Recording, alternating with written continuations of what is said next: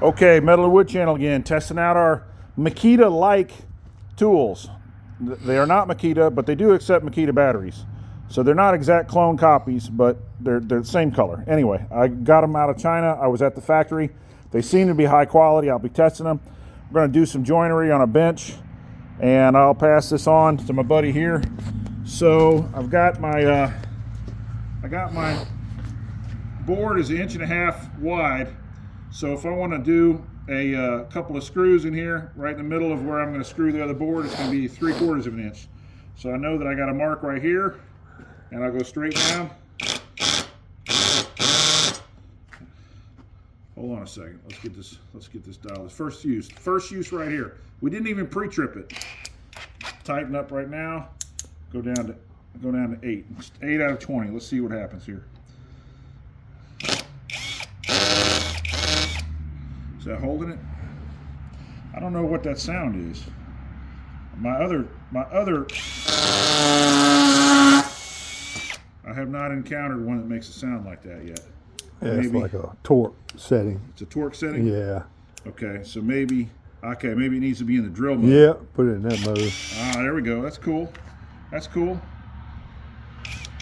Yeah. Now we're talking. Okay, good. So we got our 2 pilot holes. That's what that's called. It's called a pilot hole. It allows you to screw in without causing yourself any trouble.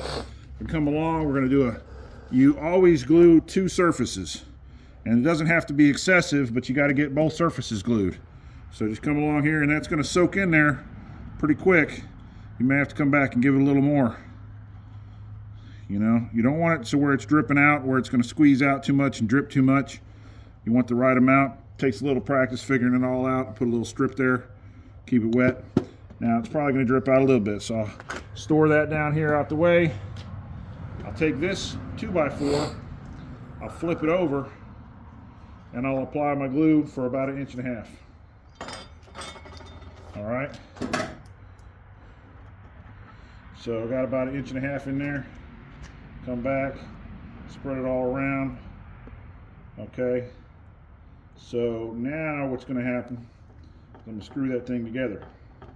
So normally you'd have a nice wet paper towel, but really it's going to get painted anyway, so I can get rid of the excess right there. It's going to get painted Husqvarna orange, not still orange, Husqvarna orange. All right, let's see if I flip this over, see what I could do on these little makeshift sawhorses. All right, so I'm come back, I'm getting ready with my driver. Got my driver ready, come back with 2 screws right here. I'm going to preset those suckers after I trip over the anvil. I'm going to set those things. There we go, I got them preset. Just like that. Now, put it on pause if you can. Okay, you got it? Did it pause? Rolling. Rolling.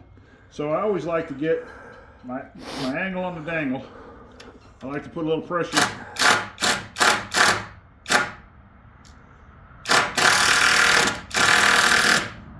Let me get the other one started a little bit.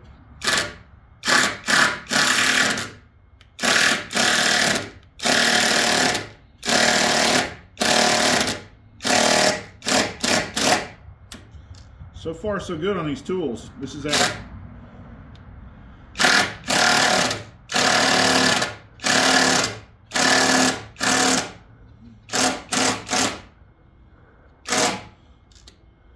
nice.